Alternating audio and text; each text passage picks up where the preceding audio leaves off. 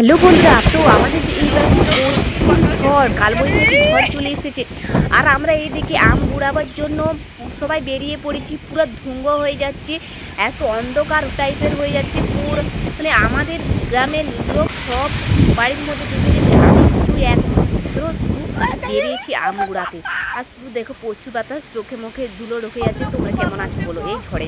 আমরা কিন্তু খুবই একটা ভালো নেই, খুবই একটা ভালো। তো ছোট একটা মিনি ব্লগ নিয়ে চলে এলি। তোমরা সুস্থ থাকো, ভালো থাকো। এই ঝড়ে কালবৈশাখীর ঝড় চলে এসে কিন্তু আমি কিন্তু আম কুড়াতে চলে এসেছি। আর দেখো এখানে পূজাও চলে এসেছে, পূজা চলে এসেছি আর আমি চলে এসেছি। আমরা আম কুড়াবো আর দেখো প্রচুর বাতাস, মানে এত বাতাস হচ্ছে ফোনটা ঠিকমতো ধরতে পারছি না। আমি কিন্তু আমার লাইফে কখনো আমি এই রকমের ঝড় দেখিনি। প্রচুর কালবৈশাখী ঝড়, এই ঝড় দিচ্ছে ঠিকই কিন্তু প্রচুর এনজয় করছি আমরা। দেখো শুধু আমার পুরো মানে কি বলবো, চুলমুল যেন খোলা হয়ে চলে যাবে। আর এদিকে পূজা হচ্ছে। আমাদের দিকে কালবৈশাখী ঝড় চলে এসেছে। আমার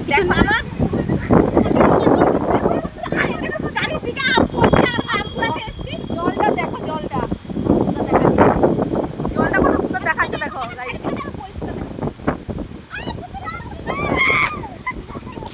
এখানে তো আমি ঠাঁই দাঁড়িয়ে আছি, আমাকে দেখো বাতাসে পুরো উড়িয়ে নিয়ে চলে যাচ্ছে।